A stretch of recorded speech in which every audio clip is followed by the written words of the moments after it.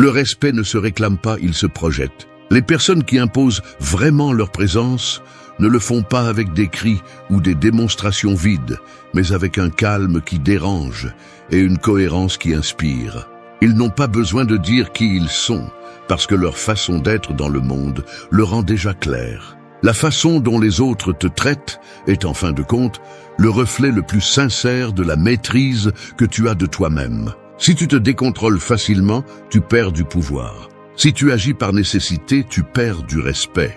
Mais si tu gardes ton centre lorsque tout est en désordre, personne ne peut te marcher dessus. Dans une société où beaucoup cherchent à être vus, le véritable pouvoir réside dans celui qui peut rester silencieux sans se sentir invisible. Dans celui qui n'a pas besoin de validation externe parce qu'il sait qui il est. L'autodiscipline devient son langage, la sérénité son bouclier et la cohérence son autorité. Et cela, bien que peu de gens le comprennent, pèse plus lourd que n'importe quel discours. Le stoïcisme enseigne que la force ne réside pas dans l'imposition, mais dans la maîtrise de soi. Que la véritable priorité n'est pas demandée, elle est gagnée par la présence. Cette vidéo ne cherche pas à t'apprendre à contrôler les autres, mais toi-même. Parce que lorsque tu contrôles tes émotions, tu choisis tes batailles et tu gardes ton calme même au milieu du chaos, tu projettes quelque chose qui ne peut pas être feint. Le respect. Au cours des prochaines leçons, tu découvriras comment cultiver cette force silencieuse qui n'exige rien, mais qui change tout. Contrôle ta réaction. Il y a des incendies qui ne s'éteignent pas avec de l'eau, mais avec du silence. Pense à ça. Quand quelqu'un essaie de te provoquer, il attend que tu réagisses avec du feu. Il attend que tu te défendes, que tu t'énerves, que tu tombes dans son jeu.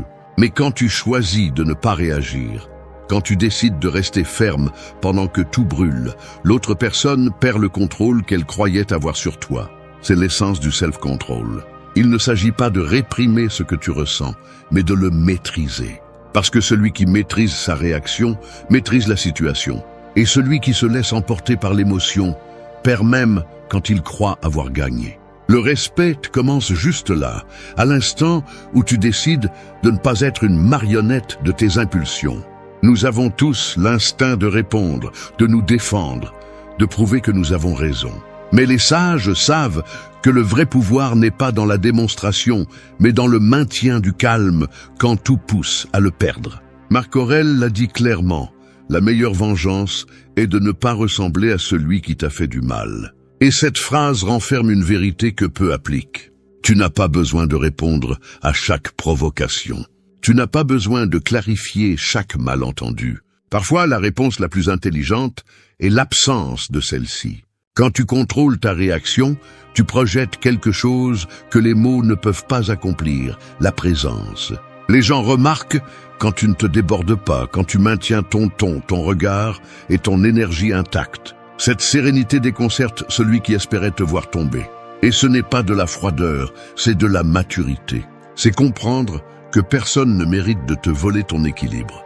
Parce que chaque fois que tu t'énerves pour ce que quelqu'un d'autre dit ou fait, tu donnes ton pouvoir à d'autres mains. Au contraire, quand tu choisis de rester en paix, tu deviens maître de toi-même. Le self-control ne s'entraîne pas dans les grands moments, mais dans les petits. Dans la conversation inconfortable, dans le message qui te blesse, dans la critique injuste. C'est là que ton caractère est mesuré. Il ne s'agit pas de feindre l'indifférence, mais de se rappeler que ta réaction définit plus ta valeur que l'action de l'autre. Si tu te laisses emporter par la colère, l'autre gagne. Si tu choisis le calme, tu as déjà gagné sans dire un seul mot. Être stoïcien ne signifie pas être dépourvu d'émotions, mais apprendre à les gouverner. Sénèque enseignait que la colère est une folie brève, et il avait raison. Chaque fois que tu réagis impulsivement, tu t'éloignes de ton centre. Mais chaque fois que tu respires avant de répondre, tu te rapproches de ton pouvoir. Contrôler ta réaction est une forme de respect envers toi-même. C'est te dire « je décide comment je me sens, pas le monde ». La prochaine fois que quelqu'un essaiera de te provoquer, souviens-toi de ceci. Tu n'es pas obligé de participer à chaque bataille à laquelle on t'invite. Tous les commentaires ne méritent pas de réponse. Tous les gestes ne méritent pas d'attention. Garde ton énergie pour ce qui compte vraiment, parce que celui qui sait quand se taire, quand agir et quand se retirer, projette une autorité qui n'a pas besoin de s'imposer. Et cette autorité est ce qui différencie une personne ordinaire d'un esprit fort. Maîtriser tes réactions est ton bouclier. C'est la façon dont tu dis au monde que tu fixes le rythme, pas les autres. C'est la base du respect silencieux, celui qui ne se crie pas mais se ressent. Alors, la prochaine fois que le feu t'entoure, ne cours pas pour l'éteindre avec des mots. Reste tranquille, respire et laisse le bruit se consumer seul. Parce que le calme, quand il naît de la maîtrise de soi, devient le signe le plus clair de pouvoir. 2. Détache-toi du résultat. Le contrôle obsessionnel est comme essayer de serrer l'eau avec les mains. Plus tu forces, plus elle s'échappe rapidement. Il en va de même pour la vie. Plus tu t'accroches à ce que quelque chose se passe exactement comme tu l'espères, plus tu accumules de frustration quand cela ne se produit pas. Le détachement ne signifie pas abandonner ou arrêter d'essayer, mais agir avec engagement, sans être esclave du résultat. C'est l'art de faire ce qui est juste, sans avoir besoin que le monde t'applaudisse pour cela. Nous vivons dans une société où tout est mesuré par les résultats. Combien tu gagnes, ce que tu accomplis, combien d'objectifs tu atteins.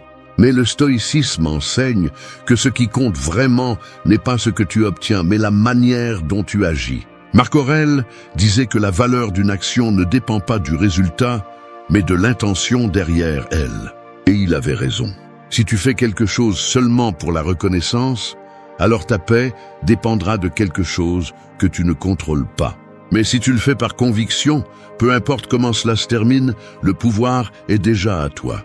Te détacher du résultat, c'est te libérer de la peur de l'échec et du désir d'approbation. C'est comprendre que le succès n'est pas que les choses se passent bien, mais d'avoir agi en cohérence. Quand tu le fais, même si les circonstances ne te sont pas favorables, tu conserves la tranquillité de savoir que tu as fait ta part. C'est l'essence du respect de soi, ne pas dépendre des applaudissements externes pour valider tes décisions. Les personnes qui vivent liées aux résultats ont tendance à tomber dans un découragement constant. Si quelque chose se passe mal, elles s'effondrent. Si quelque chose se passe bien, elles se sentent invincibles pour un moment, jusqu'à ce que la vie leur pose un autre défi. Ainsi vivent-elles, oscillant entre l'euphorie et la frustration. Mais celui qui apprend à agir sans attachement trouve un équilibre. Il fait son travail, donne le meilleur de lui-même et lâche ce qui ne dépend pas de lui. Cette sérénité non seulement lui donne du pouvoir, mais projette aussi du respect. Car le monde respecte celui qui n'a pas besoin de gagner pour se sentir complet. Le détachement ne te rend pas indifférent, il te rend sage.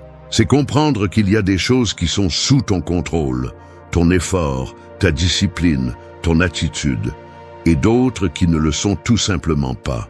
Épictète l'a résumé de manière impeccable. Il y a des choses qui dépendent de nous et des choses qui ne dépendent pas. Cette distinction, si simple mais si puissante, peut changer la manière dont tu affrontes la vie. Parce que lorsque tu arrêtes de te battre avec ce que tu ne peux pas contrôler, toute ton énergie se concentre sur ce que tu peux transformer. Te détacher du résultat te protège aussi de l'ego. Quand tu réussis quelque chose, profites-en, mais ne t'accroche pas à cette victoire comme si elle définissait qui tu es. Et quand tu échoues, accepte-le avec humilité, sachant que l'échec n'efface pas ta valeur. Ce qui définit vraiment ton caractère, c'est ta constance, pas tes triomphes momentanés. Le respect authentique naît lorsque les autres voient que tu n'as pas besoin de gagner pour garder ton sang-froid. Le détachement est une preuve silencieuse de force intérieure. Cela signifie continuer à avancer même si le résultat est incertain, avoir confiance dans le processus et garder son calme dans la tempête. C'est avoir la maturité de dire « j'ai fait ce que je devais faire et cela suffit ». Cette attitude te libère de l'anxiété, te rend plus conscient et te redonne le contrôle sur toi-même. Au final, te détacher du résultat n'est pas arrêter de rêver, c'est arrêter de souffrir pour ce qui ne dépend pas de toi. C'est une déclaration de liberté, une façon de dire au monde que ta valeur ne se mesure pas par ce que tu obtiens, mais par qui tu es pendant que tu essaies. Et ce type de sérénité ne passe pas inaperçu. 3. Parle seulement quand c'est nécessaire. Le bruit est le nouveau fumet de cet air. Il envahit tout, brouille l'esprit et étouffe la clarté. Tout le monde veut être entendu, tout le monde a une opinion, mais peu disent quelque chose qui vaut vraiment la peine. Dans un monde où tout le monde crie, le silence devient une forme de pouvoir. Parler moins ne signifie pas se taire par faiblesse, mais choisir quand ta voix a du poids. Quand tu apprends à contrôler tes mots, ta présence gagne en valeur. Parce que chaque fois que tu parles sans réfléchir, tu dépenses de l'autorité. Et chaque fois que tu choisis de te taire avec sagesse, tu la multiplies. Les personnes les plus respectées ne sont pas celles qui parlent le plus, mais celles qui parlent avec intention. Un commentaire opportun peut changer le cours d'une conversation, mais un excès de mots ne montre que de l'anxiété. Le stoïcisme enseigne que le sage n'a pas besoin de convaincre, car son exemple parle pour lui. Sénèque disait que personne n'apprend en parlant, seulement en écoutant. C'est la différence entre le bruit et l'influence. Le bruit cherche l'attention, l'influence cherche l'impact. Parler seulement quand c'est nécessaire signifie aussi contrôler l'impulsion de l'ego. Ce désir constant d'avoir le dernier mot, de prouver que tu as raison, de corriger tout le monde, d'expliquer l'évident. Combien de fois as-tu perdu ton calme ou ton respect simplement pour vouloir clarifier ton point de vue? Combien de fois as-tu fini épuisé par une dispute avec quelqu'un qui ne t'aurait jamais compris? Quand tu apprends à choisir tes mots, tu te rends compte que le silence n'est pas vide, c'est stratégique. Tout ne mérite pas une réponse, tout ne mérite pas ton énergie. Le silence ne te retire pas le pouvoir, il te donne de la présence. Les personnes fortes ne parlent pas pour remplir des espaces, mais quand elles ont quelque chose à construire réellement. Dans un groupe, celui qui garde le silence est souvent le plus observé. Non parce qu'il se croit supérieur, mais parce qu'il transmet le contrôle. Et le contrôle est respect. Si chaque fois que quelque chose te dérange, tu réagis avec des mots, tu perds l'équilibre. Mais si tu choisis de te taire, d'observer et de répondre seulement quand cela a du sens, tu projettes un calme qui intimide plus que n'importe quel cri. Parler moins t'apprend aussi à écouter mieux. Quand tu écoutes sans planifier ta réponse, tu comprends plus de ce que les gens disent. Tu écoutes leurs peurs, leur ego, leurs insécurités. Tu apprends à lire entre les lignes, à comprendre ce qui n'est pas dit. Cette compétence te rend plus sage et plus respecté, car tout le monde n'a pas la patience de comprendre avant de parler. Le sage n'interrompt pas, il analyse. Il ne réagit pas, il évalue. Et quand il parle enfin, tout le monde prête attention. La maîtrise de la parole naît de la maîtrise de l'esprit. Si ta pensée est chaotique, tes mots seront le reflet de ce désordre. Mais quand ton esprit est calme, chaque mot sort avec précision. Il n'y a pas besoin de fioritures, ni de longs discours. Il suffit de dire l'essentiel avec clarté et fermeté. Cette simplicité a plus d'impact que n'importe quel excès. Parler peu, mais avec un but, est une forme d'art que peu de gens maîtrisent. Et celui qui y parvient se distingue dans n'importe quel environnement. N'oublie pas ceci, chaque mot que tu prononces a un coût. Il peut construire le respect ou le détruire. Il peut ouvrir des portes ou les fermer. Il peut t'élever ou te couler.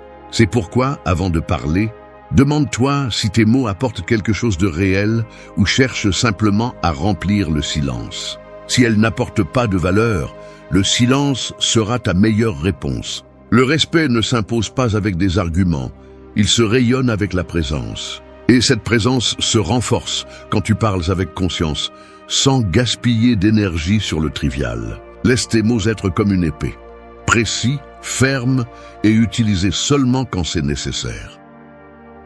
4. Fais de la discipline ton respect. Il y a des gens qui parlent de respect et d'autres qui l'incarnent sans dire un seul mot. Pense à un soldat qui se réveille avant l'aube, sans que personne ne l'y oblige. Il ne le fait pas pour les applaudissements ni par peur de l'échec, mais parce qu'il comprend que sa force ne vient pas de son environnement, mais de l'engagement qu'il a envers lui-même. C'est l'essence de la discipline.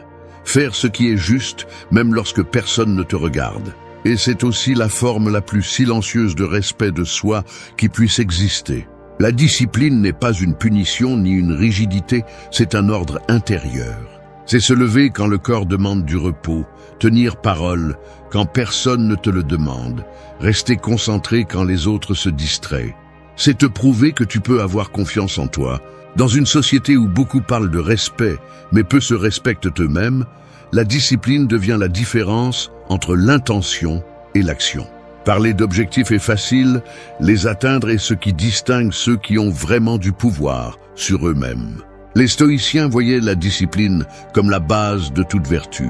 Marco Aurelio vivait entouré de pouvoir, mais sa grandeur ne résidait pas dans sa position, mais dans sa maîtrise de soi.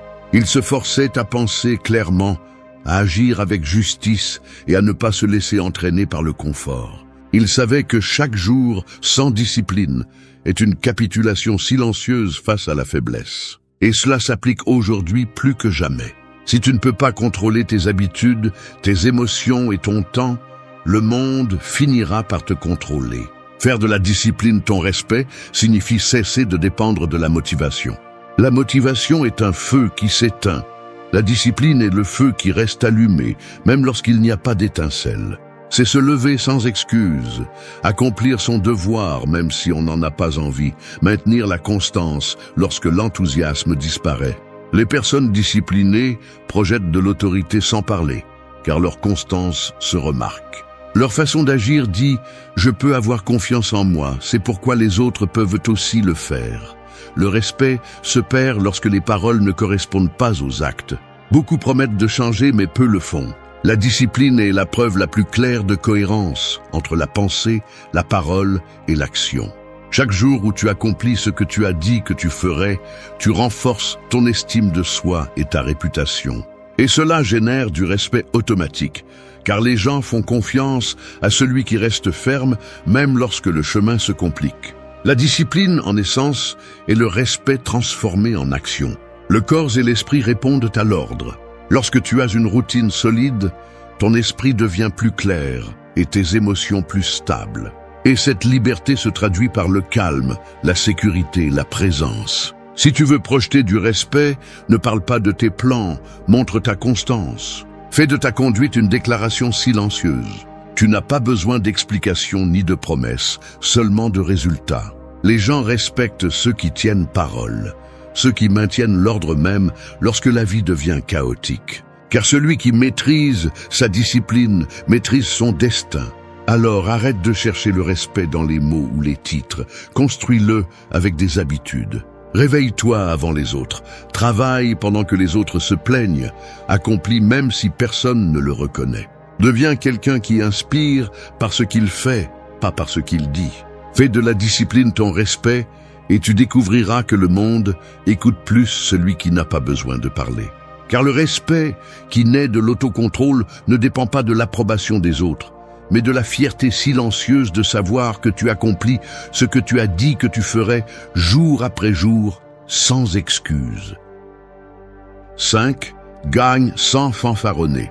Le lion n'a pas besoin de rugir pour que la jungle sache qui commande. Sa seule présence suffit. C'est ainsi que se manifeste le véritable pouvoir, silencieux, ferme et contenu. Il ne cherche pas la validation ni les applaudissements, car il sait déjà qui il est. En revanche, le bruit vient souvent du vide. Celui qui se sent insécurisé a besoin que le monde le reconnaisse, a besoin que les autres lui rappellent sa valeur. Mais celui qui se maîtrise n'a besoin de rien prouver. Ses résultats parlent pour lui, et sa sérénité est sa déclaration la plus forte. Gagner sans fanfaronner ne signifie pas cacher vos réussites, mais ne pas en dépendre pour vous sentir précieux. C'est une différence subtile mais profonde. Il y a des gens qui font quelque chose de bien et courent le raconter, non par une fierté saine, mais par un besoin d'approbation. Et ce besoin est le signe le plus clair de faiblesse intérieure. Le stoïcisme enseigne que la véritable victoire réside dans la maîtrise de soi, pas dans la reconnaissance externe. Sénèque le disait clairement, le sage ne se vante pas de ce qu'il possède, mais de ce qu'il est capable de contrôler. C'est la différence entre briller et avoir besoin de briller. Quand tu fanfaronnes, tu perds en présence. Quand tu te tais, tu projettes du mystère et de la force. Les personnes qui ne révèlent pas tout ce qu'elles font inspirent un respect naturel car elles dégagent de la confiance. Elles ne cherchent pas à convaincre, elles agissent simplement. Elle ne demande pas d'attention, elle l'attire sans le vouloir. Ce calme, cette confiance silencieuse, c'est ce que les autres perçoivent comme de l'autorité. Le succès n'a pas besoin d'être annoncé. Celui qui avance vraiment n'a pas le temps de se vanter, il est trop occupé à grandir. L'ego, cependant, voudra toujours être vu. Il te murmure que tu mérites reconnaissance, que si personne ne le remarque, cela ne vaut rien. Mais le sage comprend que la reconnaissance n'ajoute pas de valeur à ce qui est déjà précieux. Marc Aurèle a écrit que l'applaudissement des autres est comme le vent. Il peut te gonfler pour un moment, mais il ne te soutient pas. La véritable force consiste à faire les choses avec excellence, même lorsque personne ne t'applaudit. Gagner sans fanfaronner est aussi une forme de respect envers les autres. Tout le monde n'est pas au même point du chemin. Tout le monde ne peut pas célébrer tes victoires sans se comparer. Montrer le succès avec humilité enseigne plus que le vanter. Il inspire sans humilier, motive sans imposer. Cette discrétion est une vertu rare mais puissante. À une époque où tout est partagé, garder quelque chose pour soi est un signe de contrôle. Tu n'as pas besoin de montrer chaque réussite pour te sentir accompli. Parfois, le véritable triomphe est de regarder en arrière et de savoir que tu as réussi sans trahir ta paix. Le respect se construit avec des actes, pas avec des déclarations. Quand les autres voient que tu ne cherches pas la validation, que tes réussites ne te changent pas et ne te font pas regarder de haut, ils commencent à te respecter vraiment. Car le respect naît de la cohérence entre le pouvoir et l'humilité. Et cela se voit dans la façon dont tu parles de toi, dans la façon dont tu traites les autres après le succès, dans la façon dont tu gardes les pieds sur terre quand tout va bien. Gagner sans fanfaronner n'est pas te retirer du mérite, c'est montrer une maîtrise émotionnelle. C'est te taire quand tu pourrais te vanter, aider quand tu pourrais ignorer, continuer quand tu pourrais t'arrêter pour célébrer. C'est comprendre que le véritable succès n'est pas dans le regard des autres, mais dans la satisfaction intérieure d'avoir accompli ce que tu t'étais fixé. Alors laisse les résultats parler pour toi. Laisse le temps prouver ta valeur. Le bruit s'estompe, mais la constance demeure. Apprends à gagner en silence, avec la tête haute et le cœur serein. Car celui qui sait ce qu'il vaut n'a pas besoin de le rappeler au monde. 6. Profite de ta solitude. La solitude est comme un miroir qui ne ment pas. Elle te montre ce que tu es lorsque le bruit s'éteint et que personne ne regarde. Beaucoup la craignent parce qu'ils ne savent pas quoi faire de leur propre reflet. Ils se précipitent vers des distractions, cherchent constamment de la compagnie ou remplissent le silence avec n'importe quoi qui les fait se sentir occupés. Mais celui qui apprend à profiter de sa solitude trouve une source de pouvoir que les autres ne comprennent même pas. Parce que la solitude n'est pas une absence, c'est la présence de soi-même. Le respect pour toi commence quand tu peux être seul sans te sentir vide. Quand tu comprends que tu n'as pas besoin de compagnie pour te sentir complet. Dans une société qui glorifie la connexion constante, la personne capable de profiter de son silence se démarque comme une exception. Elle ne dépend pas des messages, ni de la validation, ni des plans pour se sentir vivante. Cette indépendance émotionnelle projette de la force. Le monde respecte celui qui n'a besoin de personne pour maintenir sa paix. Les stoïciens comprenaient très bien cela. Marc Aurèle passait des heures en réflexion, loin du tumulte de Rome, analysant ses pensées et affrontant ses peurs sans distraction. Épictète disait que personne n'est libre s'il dépend de quelque chose d'extérieur pour son bien-être. Et c'est la clé, apprendre à profiter de la solitude, c'est apprendre à être libre. Il ne s'agit pas de t'isoler du monde, mais de trouver en toi la compagnie que d'autres cherchent désespérément chez les autres. Profiter de la solitude signifie aussi te connaître en profondeur. Dans le silence surgissent les vérités que tu ignores lorsque tu es entouré de bruit. Tu découvres tes schémas, tes désirs, tes peurs. Tu apprends à différencier ce que tu veux vraiment de ce que le monde t'a fait croire que tu devrais vouloir. C'est un processus inconfortable, oui, mais transformateur. Parce qu'une fois que tu te connais, personne ne peut te manipuler. Et cette sécurité intérieure devient un type de respect qui ne peut être feint. La solitude est aussi un test de discipline émotionnelle. Être seul, sans chercher des distractions, nécessite de la force. c'est avoir la maturité d'être avec toi sans fuir. Quand tu peux t'asseoir en silence et ne pas ressentir d'anxiété. Quand tu peux passer du temps avec toi sans avoir besoin de validation, tu découvres que la compagnie la plus précieuse est la tienne. Cette stabilité intérieure te donne de la clarté.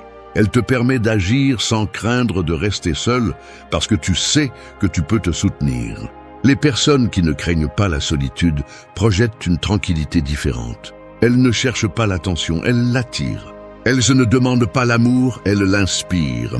Parce que leur énergie ne vient pas du besoin, mais de la plénitude. Le respect qu'elles génèrent vient de leur équilibre, de cette sensation que rien ni personne ne peut briser leur centre. Elles sont à l'aise dans leur silence, et cela déconcerte ceux qui vivent en dépendant du bruit externe pour se sentir vivants.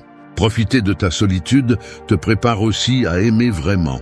Seul celui qui se sent complet peut partager à partir de l'abondance et non de la carence. Celui qui craint d'être seul s'accroche à n'importe qui. Celui qui profite de sa solitude choisit avec sagesse. Le stoïcisme enseigne que la relation la plus importante que tu auras dans ta vie est avec toi-même, parce que tout le reste se construit sur cette base. Si tu ne te respectes pas, tu finiras par accepter n'importe quoi pour ne pas rester seul. Alors ne fuis pas le silence, embrasse-le. Ne remplis pas tes journées de bruit juste pour éviter de penser. Écoute ce que ton esprit et ton âme essaient de te dire quand personne d'autre ne parle. Parce que là, dans cette quiétude que beaucoup évitent, se trouve le lieu où naît ta véritable force. 7. Choisis tes batailles. Tout ce qui te dérange ne mérite pas une réponse. Il y a des guerres qui existent seulement pour te voler de l'énergie, des discussions qui cherchent à te distraire et des provocations qui se nourrissent de ta réaction. Imagine que tu marches et qu'un chien aboie depuis une grille. Il ne te mord pas, il ne t'atteint pas, il fait juste du bruit. T'arrêtes-tu pour aboyer avec lui ou continues-tu ton chemin? C'est ainsi que fonctionne la vie. Chaque fois que tu réponds à ce qui ne vaut pas la peine, tu te rabaisses au niveau de ce que tu essaies de surmonter. Choisir tes batailles est un signe d'intelligence émotionnelle et de maîtrise intérieure. C'est comprendre que tout ne requiert pas ta présence, ni toutes les offenses ont besoin de défense. Le respect se perd lorsque tu t'épuises dans des causes sans sens, lorsque tu donnes des explications inutiles ou tentes de corriger celui qui ne veut pas comprendre. Un sage ne cherche pas à avoir raison, il cherche à maintenir la paix. Et cette différence le sépare des autres. Le stoïcisme enseigne que le véritable contrôle consiste à distinguer ce que tu peux changer de ce que tu ne peux pas. Marc Aurèle l'appliquait même dans les conflits les plus complexes de son règne. Il ne se laissait pas emporter par les impulsions de l'orgueil, ni par le désir de démontrer sa puissance. Il savait qu'on ne gagne rien à lutter contre la nature des autres. Celui qui a besoin de réagir à tout montre sa faiblesse. Celui qui choisit quand agir montre sa force. Chaque bataille que tu mènes a un coût émotionnel. Elle te consomme de l'énergie, de la concentration, de la sérénité. C'est pourquoi tu dois décider avec sagesse dans quoi il vaut la peine d'investir ses forces. Ce n'est pas de la lâcheté de te retirer, c'est de la stratégie. Parfois, le silence vainc plus que n'importe quel argument. Parfois, se retirer du conflit est la victoire la plus élégante. Les personnes qui projettent du respect ne perdent pas de temps à défendre leurs valeurs. Elles le démontrent par leurs actions. Choisir tes batailles signifie aussi apprendre à perdre sans te sentir vaincu. Tout ne se gagne pas par confrontation. Parfois, on gagne en lâchant prise. Quand tu renonces à avoir toujours le dernier mot, quand tu décides de ne pas corriger chaque erreur d'autrui, quand tu te concentres sur l'essentiel plutôt que sur l'émotionnel, tu deviens quelqu'un qui ne réagit pas au chaos, tu le transcendes. C'est le calme qui impose le respect sans effort. La maturité consiste à comprendre qu'il y a des batailles que l'ego veut combattre, mais que l'âme sait qu'elles ne valent pas la peine. L'ego cherche la reconnaissance, l'âme cherche la paix. Chaque fois que tu choisis de ne pas entrer dans le jeu de quelqu'un qui veut te provoquer, tu grandis. Chaque fois que tu décides de rester calme pendant que les autres crient, tu gagnes. Chaque fois que tu priorises ton énergie sur ton orgueil, tu démontres ta maîtrise intérieure. Les personnes émotionnellement disciplinées ne se laissent pas emporter par le bruit.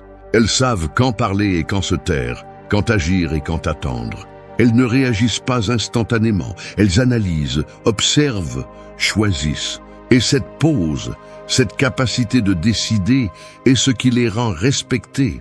Dans un monde où tout le monde veut se battre pour avoir raison, la véritable autorité est celle qui sait quand faire un pas en arrière. Alors ne t'épuise pas à essayer de corriger chaque injustice, ni à démontrer constamment ta valeur. Souviens-toi, ne lutte pas contre chaque aboiement. Choisis les batailles qui te rapprochent de ta paix, pas celles qui nourrissent seulement ton ego. Parce que celui qui maîtrise son énergie maîtrise sa vie, et celui qui maîtrise sa vie a déjà gagné la bataille la plus importante de toutes. 8. Sois toujours cohérent. Un bâtiment peut être imposant, mais si ses fondations sont mal posées, le moindre tremblement le fait s'effondrer. C'est ainsi qu'est la vie sans cohérence. Elle semble forte de l'extérieur, mais elle s'effondre de l'intérieur. La cohérence est cette fondation invisible qui soutient ton caractère. C'est ce qui fait que tes paroles et tes actes parlent le même langage. Tu ne peux pas projeter du respect si tu vis en te contredisant, car le monde perçoit l'incohérence, même si tu essaies de la dissimuler. Les gens peuvent ne pas comprendre tes idées, mais ils reconnaissent toujours lorsque tes actions ne correspondent pas à ce que tu prêches. Être cohérent n'est pas être parfait, c'est être honnête. C'est avoir la maturité d'admettre tes erreurs et le courage de maintenir tes principes, même si personne ne les applaudit. Dans un monde plein de masques, la cohérence est un acte de rébellion. Tout le monde dit avoir des valeurs, mais peu les soutiennent quand c'est difficile. Beaucoup parlent de paix et répondent avec agressivité, parlent de respect et vivent en critiquant, parlent de vérité et cachent leur peur derrière des mensonges pratiques. Le respect ne se gagne pas avec des discours, mais avec la constance. Les stoïciens le comprenaient bien.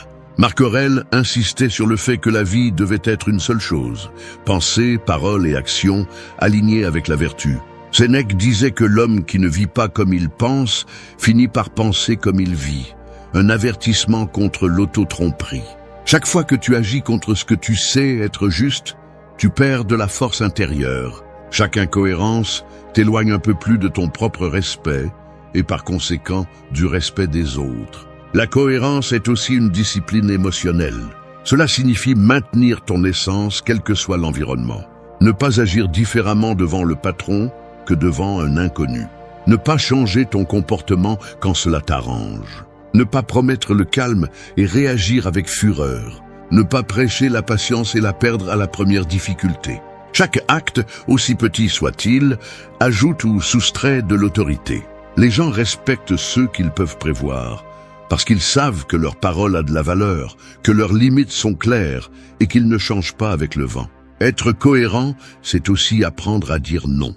C'est rejeter ce qui n'est pas aligné avec toi, même si c'est tentant. C'est rester fidèle à tes principes lorsque la vie t'offre des raccourcis. L'incohérence se déguise en commodité, en juste cette fois, en personne ne le saura. Mais chaque fois que tu choisis la facilité sur la justesse, tu t'affaiblis. La cohérence, en revanche, te durcit, te donne de la structure.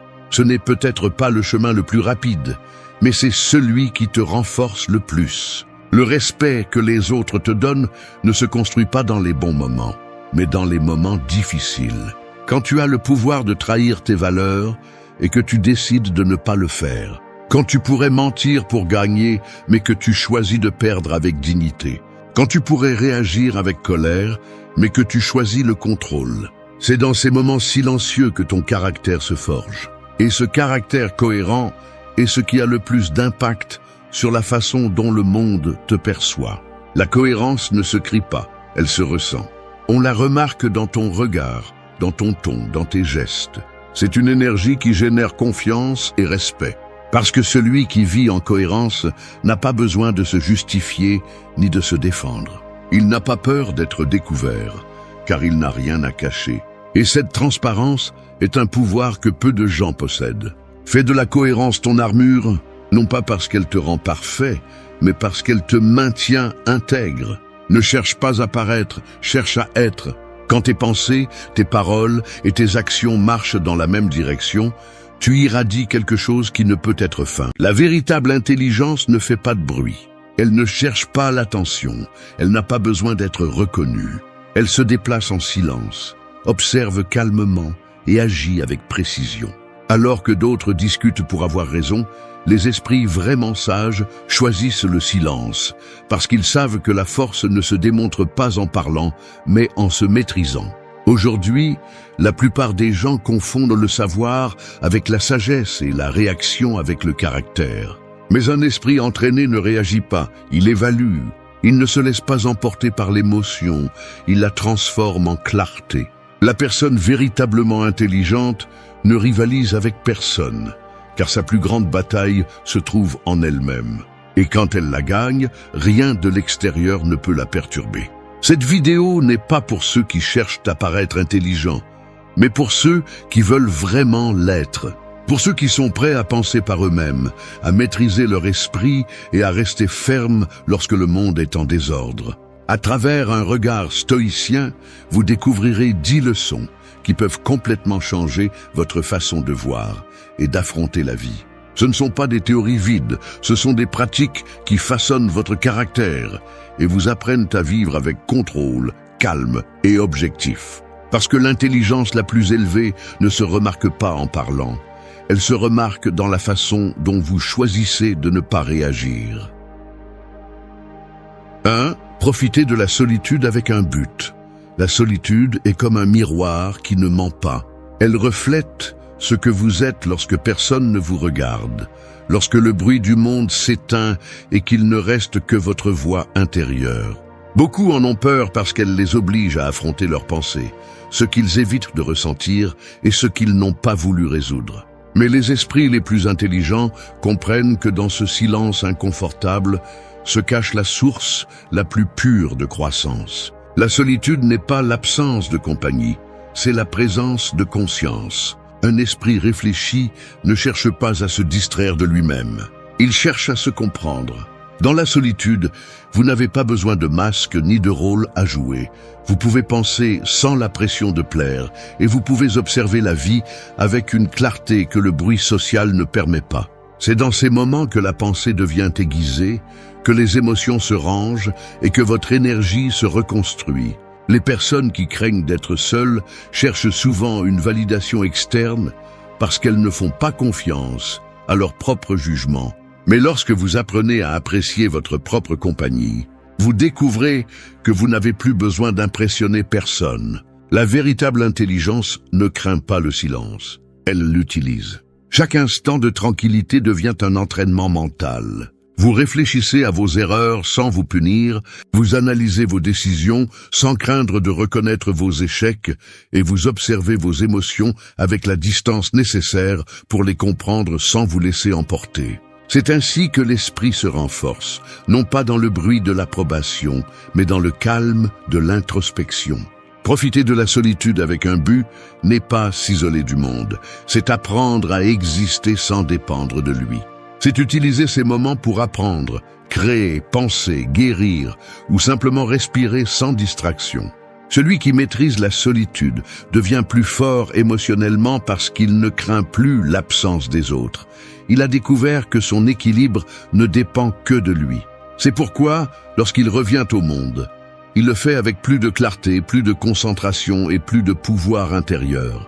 Être seul n'est pas une faiblesse. C'est une déclaration silencieuse d'indépendance mentale. C'est le signe que votre esprit a suffisamment mûri pour se soutenir lui-même. Les personnes sages ne cherchent pas à remplir chaque minute de bruit ni chaque émotion de compagnie. Ils comprennent que la croissance personnelle exige des pauses, de la réflexion et du temps seul. Dans un monde où tout le monde court après l'attention, celui qui apprend à apprécier son propre silence devient quelqu'un d'impossible à manipuler. Parce que celui qui ne craint pas de rester seul a déjà conquis une des plus grandes libertés humaines, celle de se suffire à lui-même. 2. Remettez en question ce que tout le monde accepte. La plupart des gens traversent la vie comme s'ils suivaient une carte dessinée par d'autres. Personne ne s'arrête pour demander qui a tracé les lignes, ils suivent simplement le chemin parce que tout le monde le fait. Mais les esprits vraiment intelligents brisent ce schéma. Ils s'arrêtent, observent et osent remettre en question.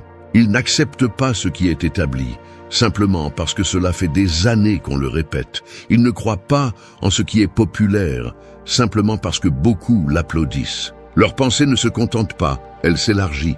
Nous vivons à une époque où les opinions des autres sont consommées comme de la restauration rapide. Tout le monde parle, peu de gens pensent. Les réseaux, la télévision, les groupes sociaux, tous répètent la même chose avec des mots différents. Si tout le monde le dit, cela doit être vrai, pensent certains. Mais c'est le plus grand piège, parce que ce que la majorité croit n'est pas toujours vrai. Et ce que la minorité remet en question est souvent ce qui est le plus proche de la sagesse. Remettre en question ne signifie pas être rebelle, cela signifie penser par soi-même. Les personnes intelligentes ne se contentent pas de réponses automatiques, elles vont plus loin. Lorsque quelque chose n'a pas de sens, elles enquêtent, observent les détails et cherchent la racine du pourquoi.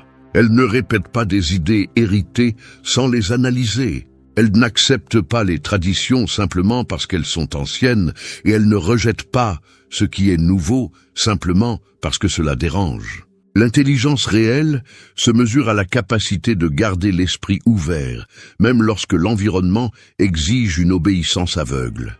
Remettre en question est aussi un acte de courage, parce que cela implique de faire face à l'inconfort, de ne pas savoir, d'être jugé ou d'être différent.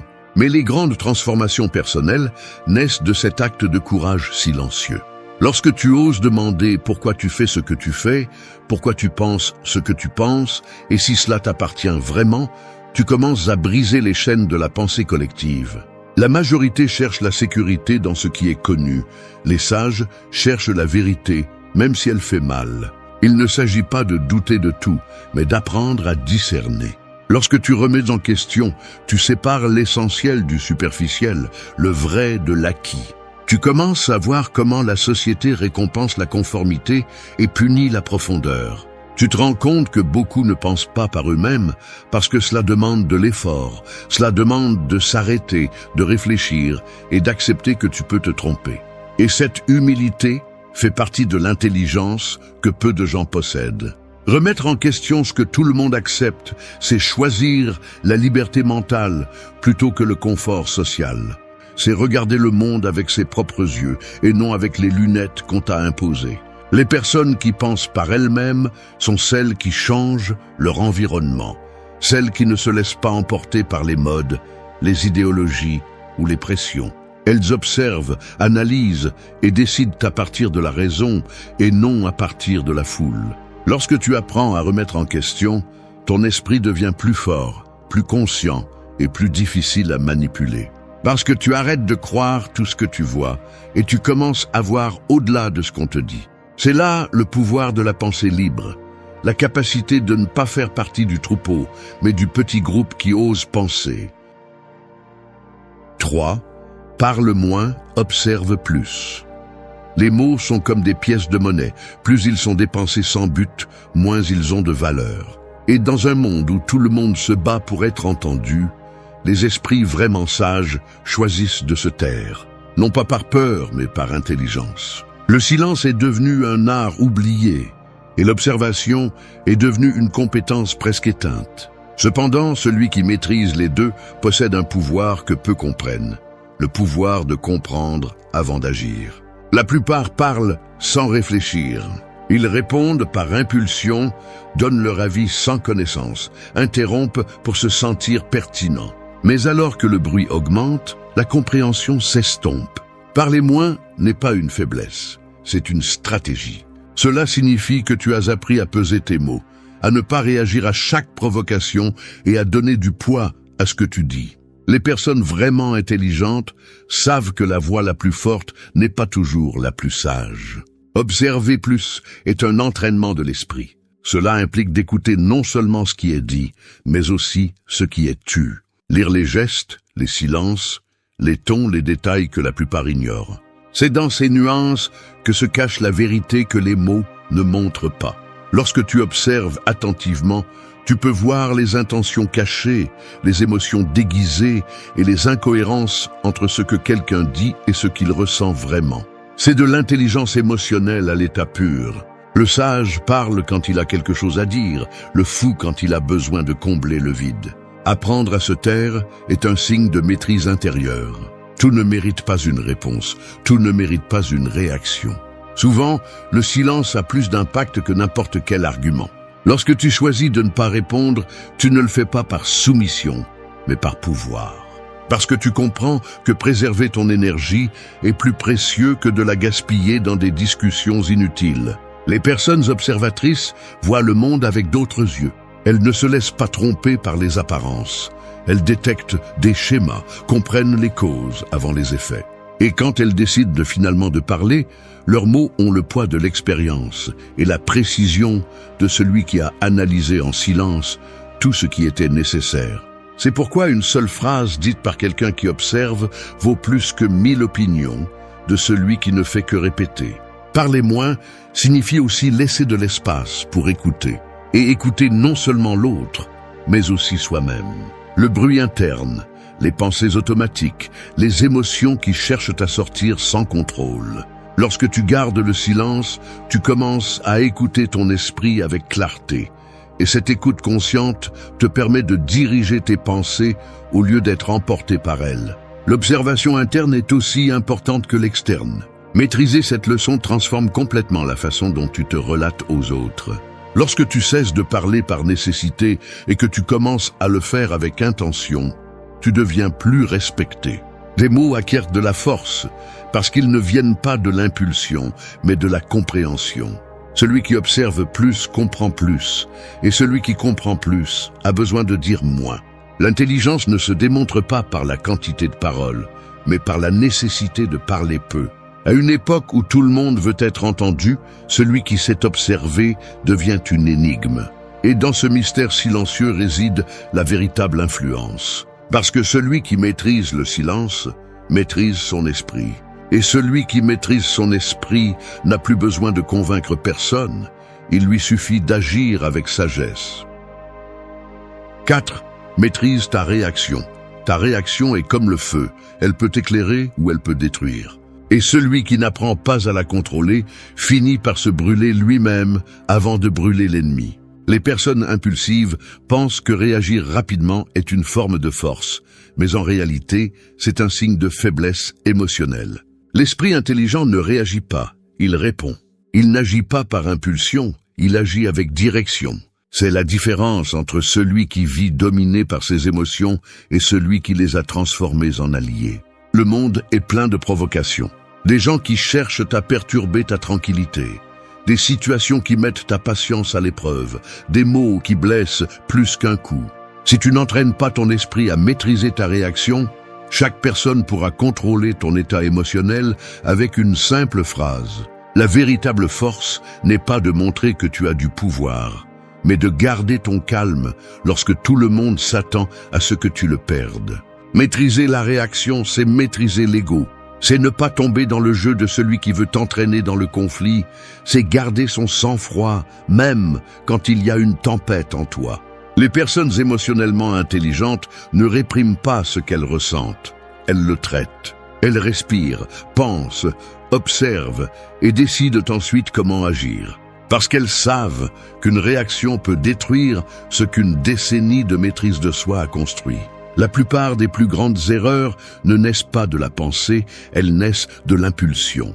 Une réponse mal donnée, une décision prise avec colère, un mot lancé sans conscience. L'esprit sans discipline est un champ de bataille où les émotions commandent. Mais l'esprit entraîné est un temple où seul ce qui a un but entre. Quand tu apprends à répondre calmement, tu commences à vivre en liberté. Parce que tu n'es plus l'esclave de tes émotions, tu en es le maître. Maîtriser ta réaction ne signifie pas devenir froid ou indifférent. Cela signifie agir à partir de la raison, pas du chaos. Cela signifie regarder la situation avec perspective et comprendre que tout ne mérite pas une réponse immédiate. Parfois, le silence protège plus que n'importe quelle défense. Parfois, attendre est plus sage que d'agir. La patience n'est pas une faiblesse, c'est une stratégie. Chaque fois que tu réussis à ne pas réagir, tu renforces ton esprit. Chaque fois que tu choisis de penser avant de parler, tu grandis. Parce que le contrôle émotionnel ne se réalise pas du jour au lendemain. Il se forme avec chaque situation qui essaie de te briser. Et avec le temps, quand le chaos arrivera, tu n'en feras plus partie. Tu seras en train d'observer, d'analyser, de choisir ta réponse. Ce calme dérange les impulsifs, parce que l'esprit fort ne descend jamais pour se battre au même niveau. Celui qui maîtrise sa réaction maîtrise son destin, parce qu'il cesse d'être la victime des autres et devient l'auteur de ses actes. L'autocontrôle est la forme de pouvoir la plus silencieuse. Il n'a pas besoin d'applaudissements, il ne cherche pas la reconnaissance, seulement des résultats. Et lorsque tu apprends à rester ferme même au milieu de la provocation, le monde comprend que rien ni personne ne peut te briser. 5. Transforme l'émotion en force. Les émotions sont comme des rivières. Si tu les laisses déborder, elles emportent tout sur leur passage. Mais si tu apprends à diriger leur cours, elles peuvent déplacer des montagnes.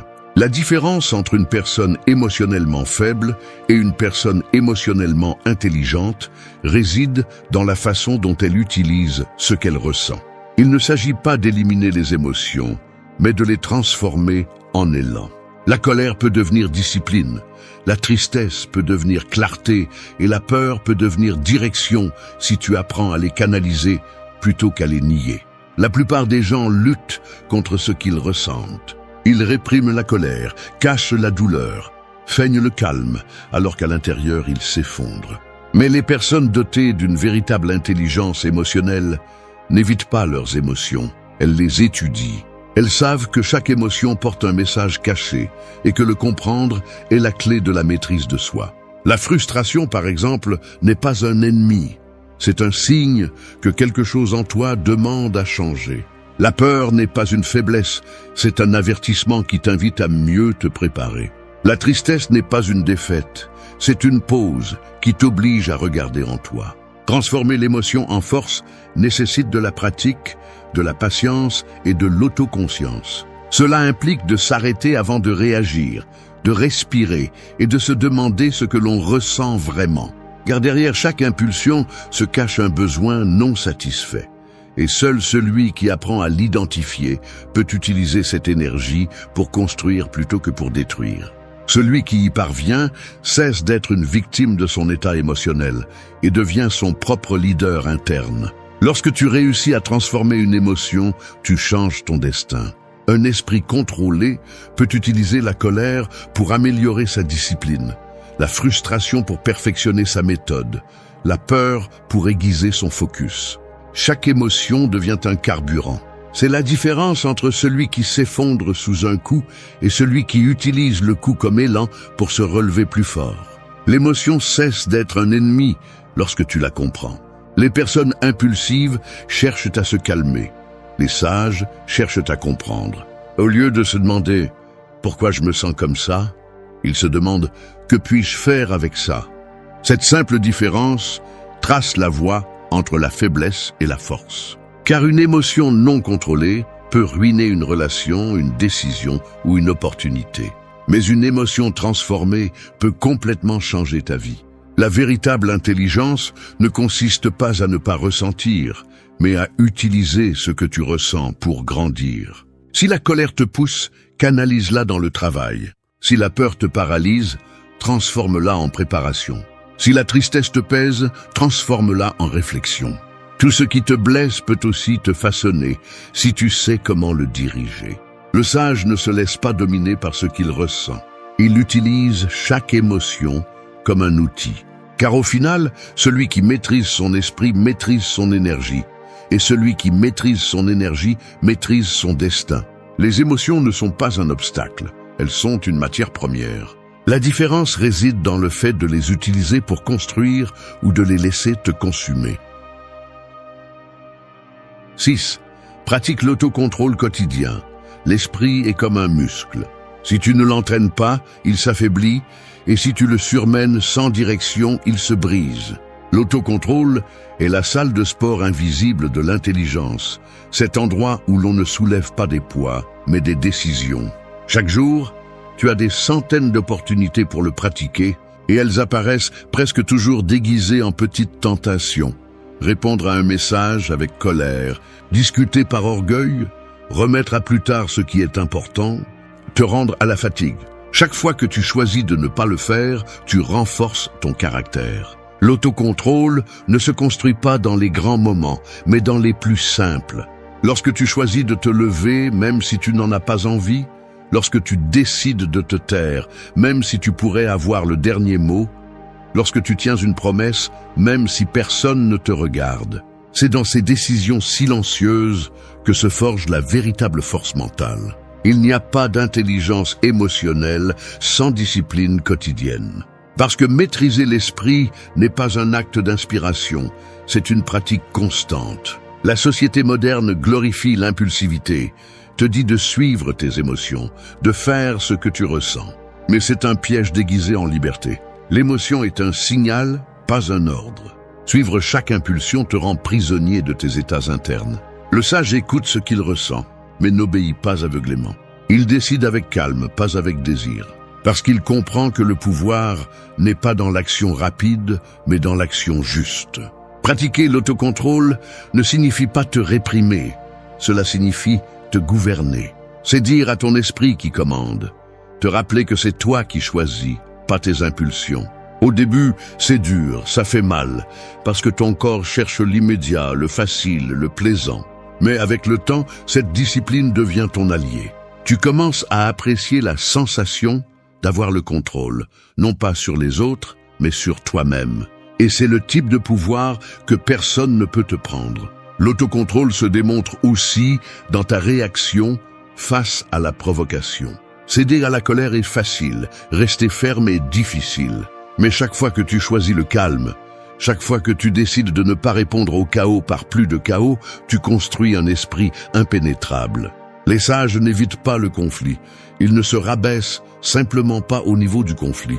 Ils agissent avec stratégie, pas avec émotion. Celui qui pratique l'autocontrôle quotidien vit avec une clarté que les autres ne comprennent pas. Parce que tandis que les autres cherchent des excuses, lui cherche l'équilibre. Tandis que les autres blâment l'environnement, lui se corrige lui-même. Cette différence crée de la distance, mais aussi du respect. Les personnes disciplinées ne sont pas rigides, elles sont libres. Parce qu'elles ne dépendent plus de l'impulsion pour décider, elles dépendent de leur raison.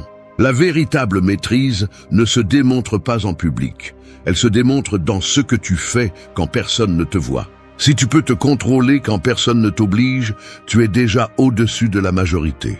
L'autocontrôle quotidien n'est pas un objectif, c'est un style de vie. Et celui qui l'adopte devient quelqu'un qui ne se brise pas facilement, parce qu'il a appris à être maître de lui-même dans chaque détail. 7. Arrête de chercher l'approbation. Vivre pour plaire aux autres, c'est comme courir sur un tapis roulant. Tu te fatigues, tu transpires, tu te forces, mais tu n'avances pas. Tu cherches la validation de tous, et à la fin, tu finis par perdre la tienne. Le besoin d'approbation est l'une des chaînes les plus subtiles et puissantes qui limitent l'esprit humain. Il te fait agir par peur du rejet, parler pour plaire, décider en pensant à comment tu seras vu et non à ce que tu veux vraiment. Mais la véritable intelligence naît lorsque tu apprends à ne plus dépendre du regard des autres pour savoir qui tu es. Depuis tout petit, on nous apprend à chercher l'approbation, la note de l'enseignant, l'éloge du père, l'acceptation du groupe. Nous grandissons avec l'idée que nous valons plus si nous plaisons, si nous nous intégrons, si nous ne dérangeons pas. Mais dans cette quête silencieuse pour plaire, nous finissons par vivre une vie qui ne nous appartient pas. Les personnes véritablement intelligentes comprennent que plaire à tout le monde est impossible et que cela ne mène qu'à l'épuisement émotionnel. L'esprit mature ne cherche pas l'acceptation, il cherche l'authenticité. Quand tu as besoin d'approbation, tu cèdes ton pouvoir. Tu deviens esclave de l'opinion des autres et toute critique peut te faire tomber. Mais quand tu apprends à agir à partir de la conviction, tu te libères. Tu ne fais plus les choses pour être admiré, tu les fais parce qu'elles sont cohérentes avec toi. Et cette cohérence se ressent, se voit, impose le respect. Les personnes sûres d'elles ne cherchent pas à prouver leur valeur, elles l'incarnent. Arrêter de chercher l'approbation ne signifie pas devenir insensible. Cela signifie avoir de la clarté. Comprendre que l'opinion des autres est le reflet de leur monde, pas du tien. Que être jugé n'est pas un échec, mais une conséquence naturelle de vivre selon ses propres critères. Les personnes les plus admirées de l'histoire ont été, en leur temps, les plus critiquées. L'approbation est instable, mais l'intégrité est éternelle. Chaque fois que tu choisis de te taire par peur d'être jugé, tu te renies. Chaque fois que tu changes ton comportement juste pour t'intégrer, tu te fragmentes. Mais quand tu choisis de rester fidèle à ce que tu penses, même si cela signifie être seul, tu atteins un type de liberté que peu de gens connaissent. L'esprit fort ne se vend pas pour une ovation, ni ne s'effondre pour une critique. Il suit simplement son chemin. La véritable validation vient du respect que tu ressens pour toi-même en ne te trahissant pas. Quand tu fais ce qui est juste, même si personne ne t'applaudit. Quand tu suis ton chemin, même si personne ne le comprend. C'est le genre de paix qui ne se négocie pas. Parce qu'une fois que tu as appris à vivre sans approbation, tu te rends compte que les gens ne t'accepteront pas toujours, mais ils te respecteront toujours. Arrête de demander la permission d'être qui tu es. Tu n'as pas besoin de justifier ta façon de penser ni tes décisions. L'approbation est une drogue sociale qui te maintient en dépendance, mais l'authenticité est l'antidote. Celui qui arrête de chercher l'approbation devient intouchable, parce que rien ni personne ne peut manipuler celui qui s'est déjà approuvé lui-même. 8. Garde ton calme dans le chaos. Le calme est comme un phare au milieu de la tempête. Il n'empêche pas la mer de se déchaîner, mais il éclaire le chemin pour ne pas faire naufrage. Dans la vie, le chaos est inévitable. Il y aura des pertes, des déceptions, des changements brusques et des moments où tout semble échapper à tout contrôle. Mais la différence entre celui qui sombre et celui qui survit ne réside pas dans la force, mais dans la sérénité. Garder son calme au milieu du chaos ne signifie pas ne pas ressentir. Cela signifie ne pas laisser ce que tu ressens te gouverner. Quand tout s'effondre, l'esprit cherche désespérément des réponses. La peur crie, l'anxiété presse, l'ego exige le contrôle. Mais le sage respire, observe et attend le bon moment pour agir. Il ne se paralyse pas, mais ne se précipite pas non plus. Il comprend que tout ne peut pas être résolu immédiatement et que perdre son calme ne fait qu'aggraver ce qui est déjà difficile. L'intelligence émotionnelle se mesure précisément là, dans la capacité à maintenir la clarté lorsque la confusion domine les autres. Le calme n'est pas naturel, il se travaille. Il naît de la connaissance de soi et de la discipline. D'apprendre à ne pas se laisser emporter par la panique ou par l'émotion du moment. C'est un art qui se forge dans les jours tranquilles pour pouvoir être utilisé dans les jours turbulents. Car personne ne développe la sérénité au milieu du désastre s'il ne l'a pas cultivée auparavant dans la routine.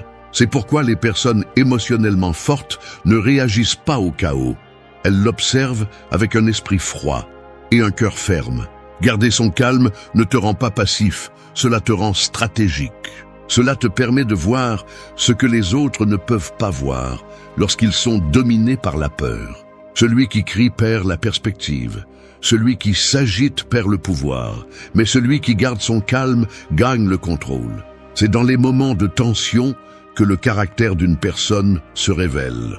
N'importe qui peut être aimable dans le calme, mais seuls les sages sont stables dans la tempête. Il y a ceux qui cherchent à tout contrôler, et quand la vie leur montre que c'est impossible, ils s'effondrent. Mais le véritable calme ne vient pas du contrôle, mais de l'acceptation. Accepter que tout ne dépend pas de toi, qu'il y a des choses que tu dois lâcher, et que ta seule responsabilité est de décider comment tu réagis. C'est le secret de la tranquillité profonde. Comprendre que le chaos ne peut pas te briser si tu ne collabores pas avec lui. Chaque fois que tu choisis le calme quand tu pourrais crier, chaque fois que tu choisis d'observer quand tu pourrais discuter, tu renforces ton esprit. Cette sérénité est un bouclier invisible. Personne ne peut te manipuler quand ils ne peuvent pas altérer ton état interne. Et ça, c'est du pouvoir. Garder son calme dans le chaos ne t'éloigne pas de la réalité. Cela te place au-dessus d'elle. Parce que pendant que les autres se perdent dans la tempête, tu restes le phare qui voit clairement où aller. 9. Transforme la douleur en sagesse. La douleur est comme le feu qui purifie le métal. Elle brûle, transforme et laisse des cicatrices, mais elle renforce aussi. Personne n'échappe à la souffrance. Nous y sommes tous confrontés à un moment donné. Cependant, seuls quelques-uns réussissent à la transformer en une source de sagesse.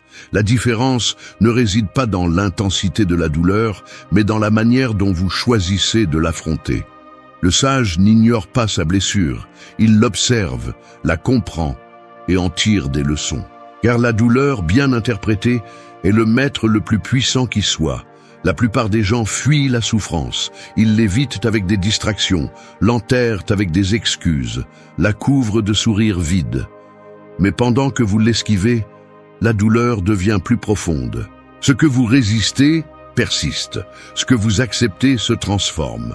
Les personnes ayant une intelligence émotionnelle ne cherchent pas à effacer la douleur, elles la transforment en clarté. Ils se demandent quelle leçon elles cachent, quelle partie de leur caractère a besoin d'être renforcée, et quelle vérité ils ignoraient avant que la vie ne la leur montre brutalement. La souffrance peut vous détruire ou vous façonner. Tout dépend de votre attitude. Si vous la voyez comme une punition, elle vous flétrit. Si vous la voyez comme une opportunité, elle vous réveille. Dans les moments difficiles, l'esprit est confronté à ses limites. Et là, à ce point où beaucoup se brisent, les sages trouvent leur croissance. Ils comprennent que chaque perte apporte une leçon, chaque déception un avertissement et chaque chute une invitation à évoluer. Transformer la douleur en sagesse n'est pas oublier, c'est comprendre. C'est regarder en arrière sans rancune, mais avec compréhension. C'est reconnaître que sans ces coups, vous n'auriez pas développé la force que vous avez aujourd'hui. Il ne s'agit pas de romantiser la souffrance, mais d'apprendre à l'utiliser. La douleur enseigne ce que le confort ne peut pas. Elle enseigne la patience, l'humilité, l'empathie et la force émotionnelle. Elle vous montre qui vous êtes quand tout s'effondre et combien vous appréciez ce qui compte vraiment. Il y a ceux qui restent coincés dans leurs blessures, revivant encore et encore ce qui les a blessés. Mais les sages ne se définissent pas par ce qui leur est arrivé, mais par ce qu'ils en ont fait. Transformer la douleur en sagesse, c'est prendre ce qui vous a brisé et le transformer en fondation. C'est utiliser le souvenir, non pas pour revivre la blessure, mais pour se rappeler la leçon. La douleur ne disparaît pas, elle devient un guide. Avec le temps, elle cesse de faire mal et commence à éclairer. Elle vous apprend à poser des limites, à mieux choisir, à ne pas faire confiance aveuglément et surtout à ne pas abandonner. Chaque cicatrice est une histoire de résistance. Peu importe combien cela a fait mal, l'important est que vous êtes toujours là, plus conscient, plus fort et plus sage. Parce que la vie ne récompense pas celui qui ne souffre pas, elle récompense celui qui apprend. Et quand vous parvenez à voir la douleur comme une partie du chemin, vous ne la craignez plus. Vous la comprenez, et en la comprenant, vous la surmontez. C'est là la véritable sagesse. Transformer ce qui vous a brisé en la raison pour laquelle vous êtes devenu inébranlable. 10. Préserve toujours ta dignité. La dignité est comme une armure invisible. Elle ne brille pas, elle ne fait pas de bruit, mais elle protège tout ce que tu es. C'est la limite qui sépare le respect de soi de l'humiliation, la force de la faiblesse et l'intégrité de la soumission. Dans un monde où beaucoup vendent leur valeur pour de l'attention ou par peur d'être seul, préserver sa dignité est un acte de rébellion silencieuse. C'est refuser de mendier de l'affection, d'accepter moins que ce que tu mérites ou de te rabaisser pour t'intégrer. Celui qui connaît sa valeur n'a pas besoin de la prouver, il la maintient simplement, même quand cela fait mal. Perdre sa dignité est facile. Cela se produit lorsque tu acceptes des mots qui te blessent juste pour éviter une dispute, lorsque tu restes là où on ne te respecte plus, ou lorsque tu fais des choses qui vont à l'encontre de ce que tu crois par peur de mal paraître. L'esprit faible cherche l'approbation, l'esprit fort cherche la cohérence. Et la dignité est précisément la cohérence entre ce que tu ressens, penses et fais. Une personne digne peut souffrir, peut tomber, peut pleurer, mais elle ne se trahit jamais. Préserver ta dignité n'est pas de l'orgueil, c'est de la conscience. C'est comprendre qu'il y a des choses plus précieuses que d'avoir raison ou de gagner une dispute. C'est savoir quand s'éloigner, quand se taire, quand laisser le silence parler pour toi. Parfois, garder la tête haute fait plus mal que de capituler, mais cela te donne aussi quelque chose qu'aucune victoire superficielle ne peut offrir, le respect de soi. Parce que celui qui se respecte lui-même n'a pas besoin que quelqu'un d'autre le valide. La dignité est de mise à l'épreuve lorsque tout s'effondre. Quand on te trahit, quand on t'humilie, quand la vie te met à genoux. Il est facile de parler de respect quand tout est en ordre, mais la véritable dignité se mesure quand tu as l'opportunité de te rabaisser et que tu choisis de ne pas le faire. Dans ces moments, ton silence vaut plus que n'importe quel cri, ta calme plus que n'importe quelle vengeance. La personne sage comprend qu'il ne s'agit pas toujours de gagner, mais de ne pas se perdre soi-même dans le processus. Préserver la dignité implique aussi d'accepter que tu ne peux pas contrôler comment on te traite, mais tu peux contrôler comment tu réagis. Tu peux choisir de ne pas te rabaisser au même niveau que celui qui essaie de te provoquer. Tu peux choisir de te retirer sans rancune. Tu peux choisir la paix plutôt que l'orgueil. Cela ne te rend pas faible, cela te rend invulnérable. La dignité ne cherche pas les applaudissements, elle cherche l'équilibre. Préserver la dignité est un acte d'intelligence émotionnelle. Elle te rappelle que rien de l'extérieur n'a le pouvoir de te voler ta valeur tant que tu ne la donnes pas. Peu importe combien on te provoque ou combien le monde essaie de te faire douter de toi, si tu restes fidèle à tes principes, tu as déjà gagné. Parce qu'à la fin, la dignité est la voix silencieuse qui te dit « Ne te rabaisse pas, tu n'en as pas besoin ». Et quand tu apprends à écouter cette voix, tu deviens indestructible. Celui qui préserve sa dignité préserve son essence. Et celui qui préserve son essence ne perd vraiment jamais rien. La vie ne va pas t'attendre. Elle se fiche de combien ça fait mal, combien tu te bats ou combien tu rêves. Elle te frappe sans prévenir, te prend ce que tu aimes et te force à te regarder dans le miroir sans filtre. Et c'est là, juste dans ce reflet brut, que tu découvres la vérité. Rien ne change jusqu'à ce que tu affrontes ce que tu refuses d'accepter. La plupart des gens vivent en fuyant la réalité, cherchant des distractions, des coupables ou des excuses. Mais le prix de ce confort est très élevé. La confusion, la faiblesse et la dépendance. La véritable liberté ne naît pas lorsque tout s'améliore, mais lorsque tu apprends à rester ferme, même lorsque tout s'effondre. Ce n'est pas un message pour ceux qui cherchent du réconfort, mais pour ceux qui sont prêts à se réveiller. Parce qu'accepter la vie telle qu'elle est, sans fioritures, sans fantasmes, sans auto-tromperie, est la première étape pour la maîtriser. Le stoïcisme enseigne exactement cela. Regarder la douleur en face, garder le contrôle au milieu du chaos et ne pas supplier pour ce que tu peux créer par toi-même. Marc Aurèle a écrit « Si quelque chose d'extérieur te dérange, ce n'est pas cela qui te perturbe, mais ton jugement à ce sujet. » Cette phrase n'est pas de la philosophie ancienne, c'est de la survie moderne. Maîtriser ton esprit n'est pas une option, c'est une obligation si tu ne veux pas être victime du monde. Alors, reste jusqu'à la fin, car cette vidéo n'est pas faite pour te divertir, mais pour te réveiller. Tu vas entendre des vérités qui dérangent, mais qui te libèrent. Des vérités qui te montreront que seul celui qui affronte la dureté de la vie réussit à vivre avec force, clarté et but. 1. Maîtrise tes émotions avant d'agir. Le feu ne détruit pas parce qu'il existe, il détruit quand il n'est pas contrôlé. Il en va de même pour tes émotions. Elles ne sont pas l'ennemi, mais lorsque tu les laisses te gouverner, elles balayent ta raison, ton équilibre et ta dignité. La plupart des gens réagissent instantanément, sans réfléchir, esclaves d'un élan qu'ils regrettent par la suite. Ils crient, attaquent, se noient dans la colère ou la tristesse, puis blâment le monde. Mais la vérité est plus simple et plus dure. Tu ne contrôles rien en dehors de toi, si tu ne contrôles pas d'abord ce qui se passe à l'intérieur. Le stoïcisme enseignait que le véritable pouvoir n'est pas de dominer les autres, mais de se dominer soi-même. Marc Aurèle a écrit que le bonheur de ta vie dépend de la qualité de tes pensées. Lorsque tu perds le contrôle, tu livres ton esprit à l'extérieur, aux provocations, à l'opinion des autres. L'émotion non maîtrisée devient un tyran interne. Elle te fait agir contre ton propre bien-être, dire ce que tu ne voulais pas, décider ce que tu regrettes par la suite. Tu ne peux pas construire une vie solide sur des fondations aussi instables. Contrôler tes émotions ne signifie pas les réprimer, cela signifie les diriger. La colère peut se transformer en concentration, la tristesse en réflexion, la peur en préparation. Le contrôle émotionnel n'est pas de la froideur, c'est de la force. C'est savoir que le chaos extérieur n'a pas de pouvoir sur toi à moins que tu ne le lui donnes. Épictète disait « Ce n'est pas ce qui nous arrive, mais comment nous réagissons qui nous fait du mal ». C'est la base de la liberté mentale. En pratique, maîtriser tes émotions se démontre au quotidien. Quand quelqu'un te provoque et tu choisis de ne pas répondre avec le même venin.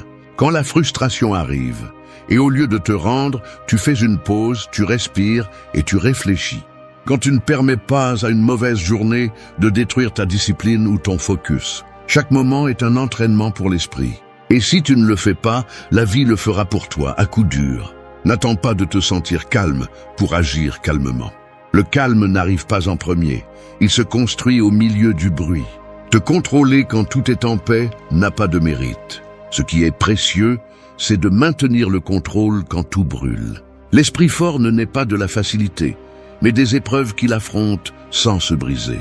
Maîtriser tes émotions est la base de tout le reste. Si tu ne peux pas te gouverner, n'importe quelle personne, circonstance ou impulsion peut le faire pour toi. Il n'y a pas de liberté là où les émotions commandent. Mais quand tu apprends à t'arrêter avant de réagir, à répondre avec raison et non avec impulsion, tu récupères le pouvoir. Et ce pouvoir ne se crie pas, il se remarque. C'est le silence ferme de celui qui ne se laisse plus entraîner par rien ni personne. C'est le début de la véritable force. 2. Accepte que tout le monde cherche son propre bénéfice. Sur un échiquier, chaque pièce se déplace pour protéger son propre roi. Personne n'agit sans but et personne ne se sacrifie sans raison. La vie n'est pas très différente. Chaque personne que tu rencontres, même les plus aimables, poursuit quelque chose. Sécurité, reconnaissance, pouvoir, affection ou contrôle.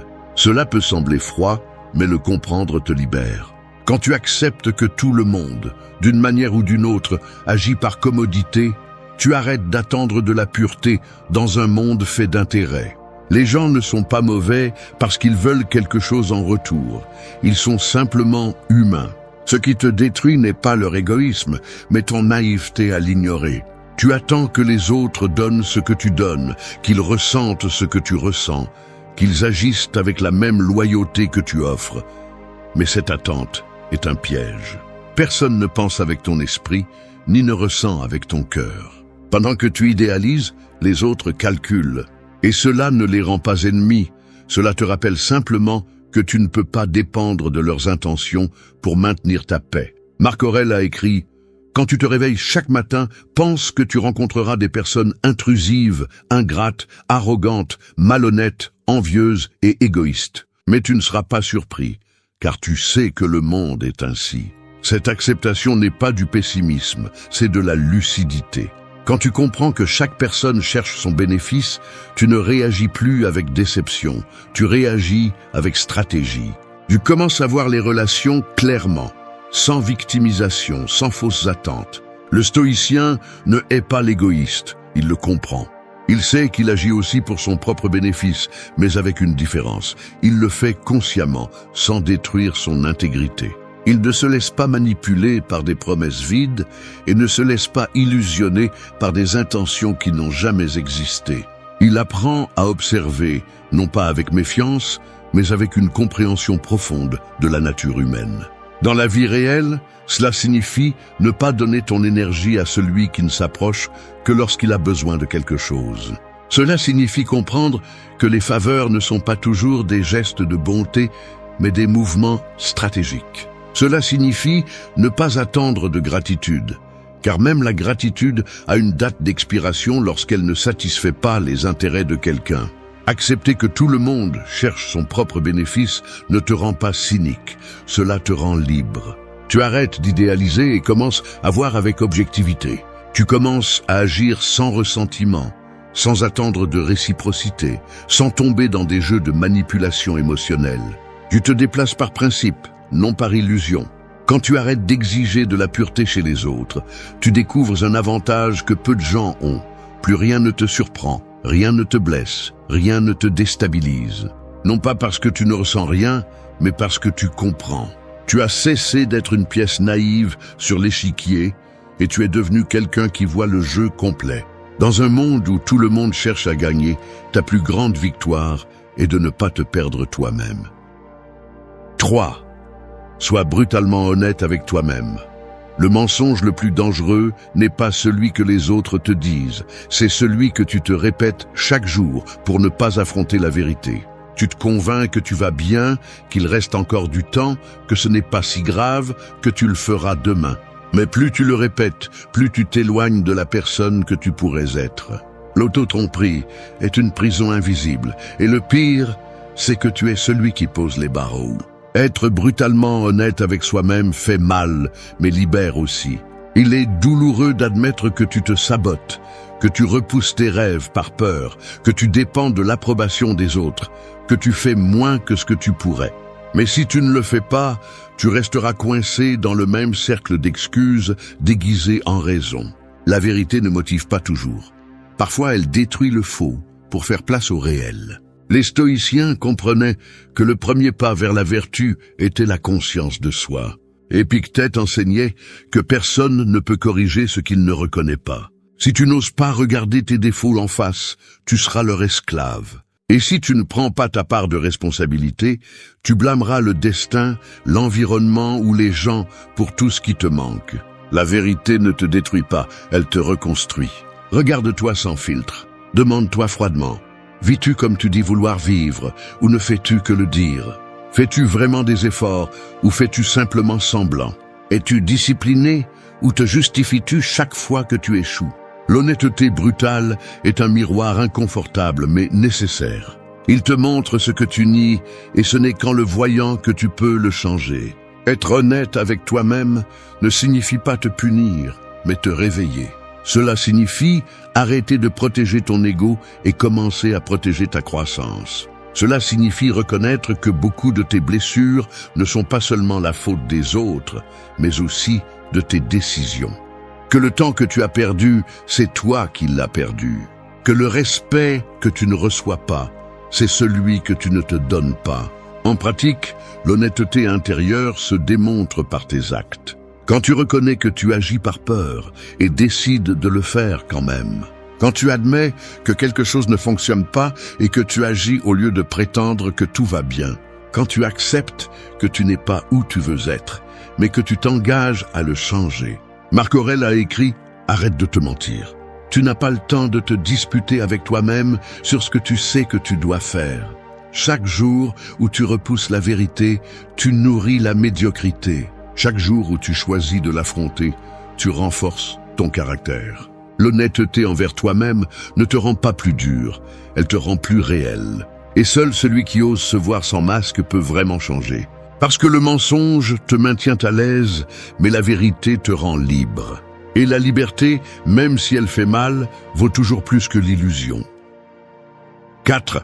Arrête de chercher l'approbation externe. Si tu vivais en attendant les applaudissements, tu serais comme un acteur qui ne descend jamais de la scène, interprétant un rôle différent chaque jour pour plaire au public. Mais ce que tu ne vois pas, c'est que plus tu joues, moins tu te reconnais. Tu cherches l'acceptation, la validation, la reconnaissance. Et sans t'en rendre compte, tu deviens ce que les autres veulent, pas qui tu es vraiment. L'approbation est une drogue subtile. Au début, elle te soulève, mais avec le temps, elle te vide. Le besoin d'approbation naît de la peur de ne pas être suffisant. C'est une forme d'esclavage moderne, déguisée en acceptation sociale. Tu veux qu'on te voie, qu'on t'applaudisse, qu'on te comprenne. Mais pendant que tu poursuis cela, tu t'oublies. La liberté mentale commence lorsque tu cesses d'ajuster ta valeur en fonction du regard des autres. Épictète disait que si tu veux être invincible, ne place pas ton bonheur dans quelque chose qui ne dépend pas de toi. Et l'opinion des autres ne dépendra jamais de toi. Le problème est que nous vivons à une époque où tout est conçu pour nourrir l'ego et détruire l'authenticité. Tu publies quelque chose et tu attends l'approbation. Tu réussis quelque chose et tu cherches la validation. Tu échoues et tu crains le jugement. Tu te compares à des vies qui n'existent que sur des écrans. Mais ce que tu ne vois pas, c'est que ce besoin constant d'approbation te vole ton pouvoir, ton focus et ton authenticité. Cesser de chercher l'approbation ne signifie pas devenir arrogant, mais indépendant. Cela signifie agir selon tes valeurs, pas selon tes peurs. Cela signifie comprendre que le véritable respect ne se mendie pas, il se gagne en étant cohérent. Cela signifie reconnaître que les gens parleront toujours et que la plupart jugent à partir de leur propre frustration. Marc Aurèle a écrit « Fais ce qui est juste, pas ce que la foule te loue ». C'est la différence entre celui qui vit libre et celui qui vit lié. En pratique, cela se démontre lorsque tu dis ce que tu penses sans craindre la critique. Lorsque tu restes ferme dans tes décisions, même si les autres ne les comprennent pas.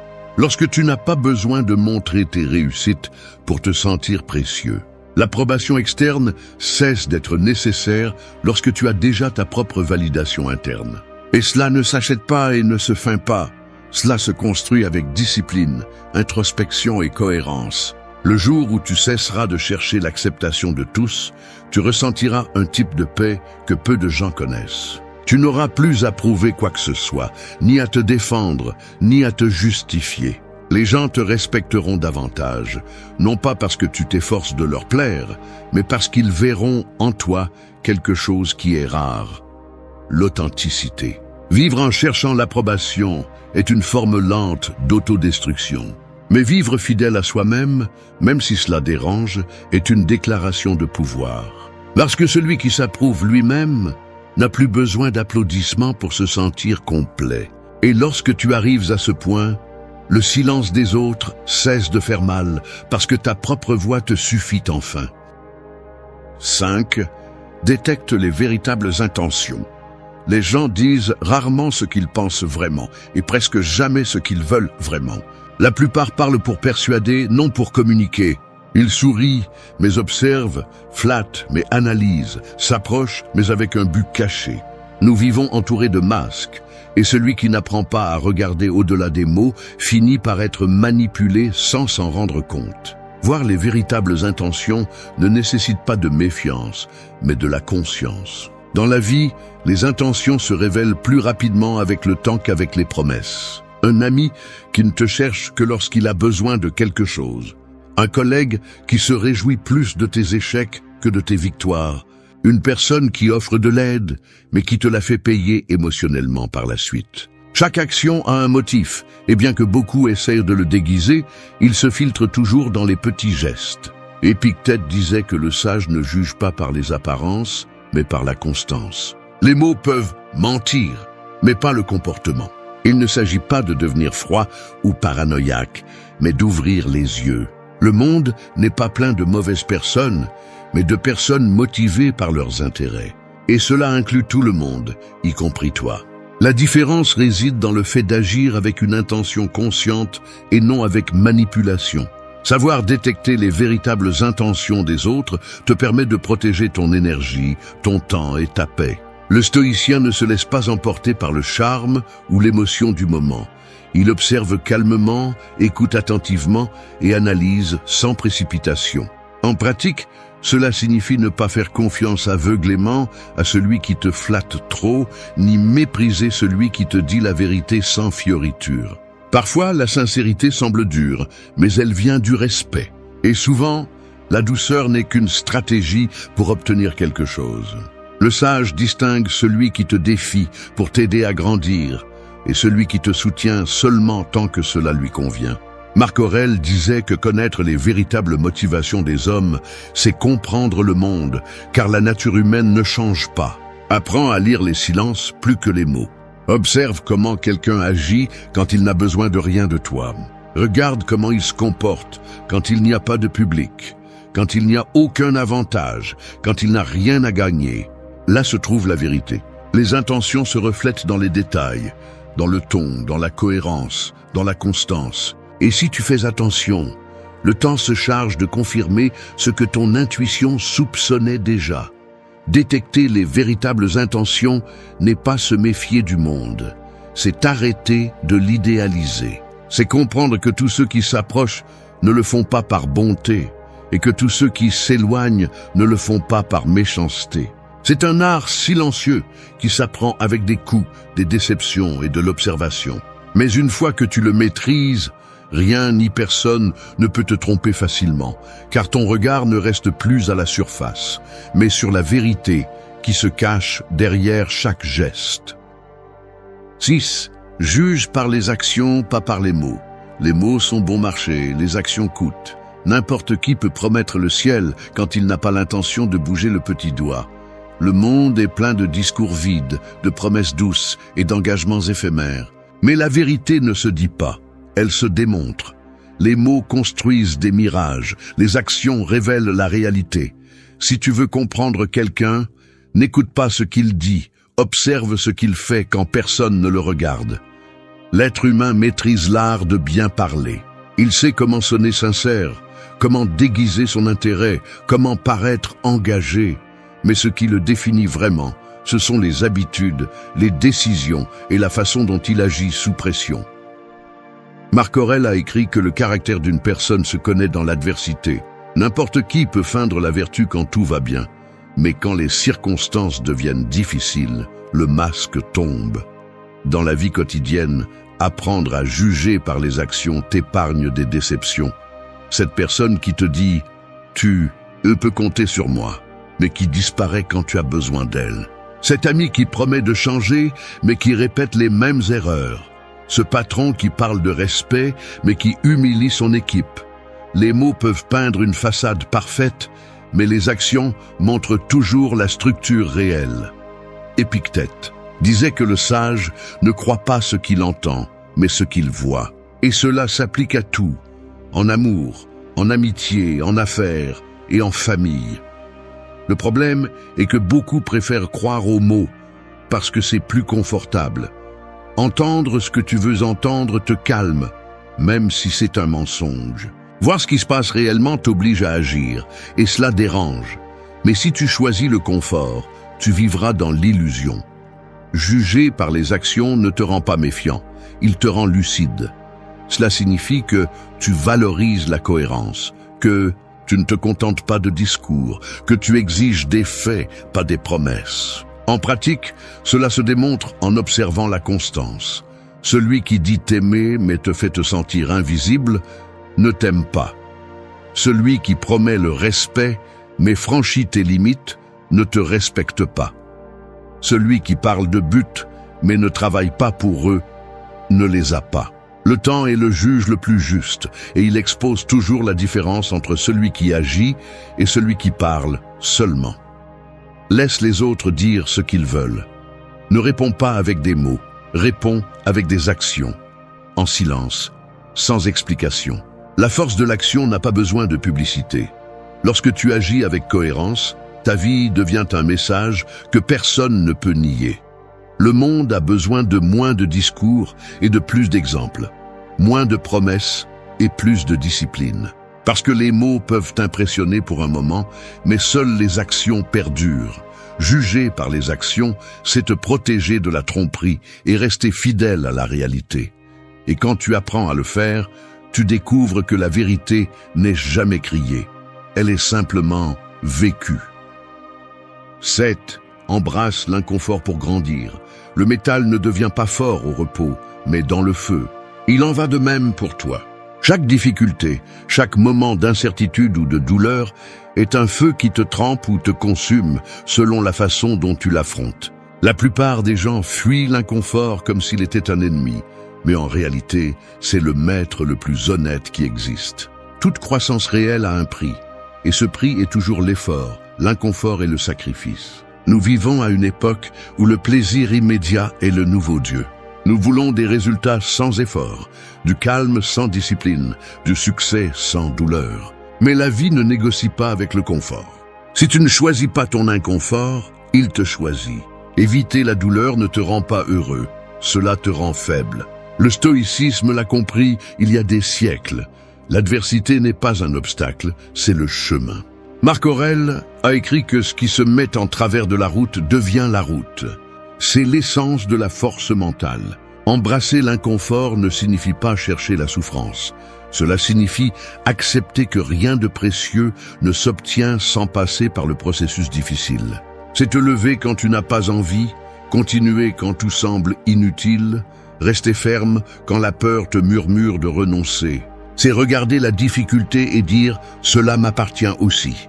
Parce que chaque fois que tu choisis le chemin inconfortable, tu brises une couche de faiblesse qui te dominait auparavant. En pratique, cela se démontre au quotidien. Quand tu décides de te lever plus tôt pour construire une meilleure version de toi-même. Quand tu choisis de dire non à la facilité et oui à ce qui est juste. Quand tu affrontes une conversation difficile au lieu de l'éviter. Quand tu oses commencer quelque chose de nouveau, même si tu n'as pas la garantie du succès. L'inconfort ne détruit pas, il polit. Le feu qui brûle illumine aussi. Épictète enseignait qu'aucun grand caractère ne se forme dans le confort. Si tu ne te mets pas au défi, tu stagnes.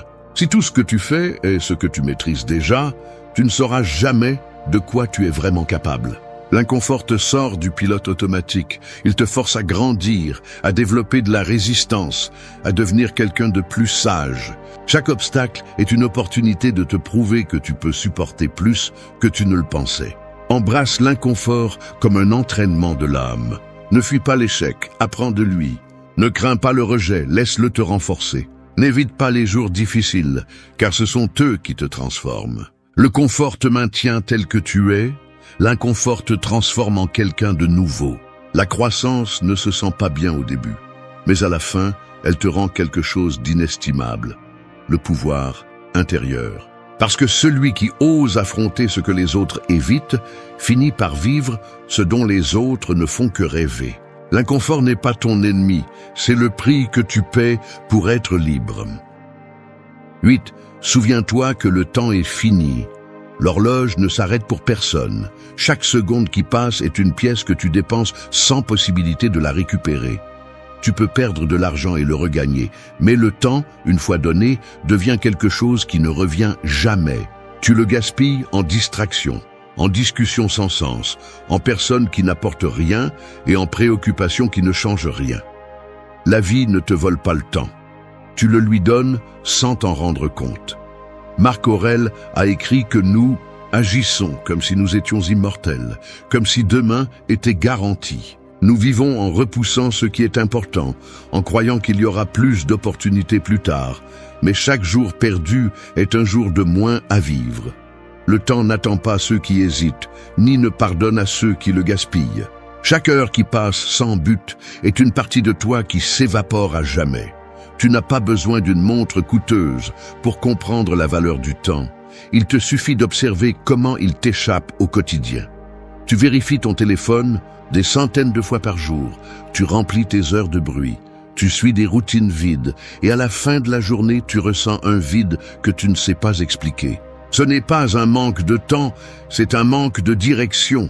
Lorsque le but se dilue, le temps est gaspillé.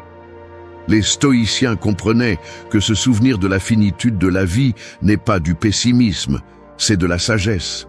Memento mori, disait-il, souviens-toi que tu mourras, non pas pour avoir peur, mais pour se réveiller.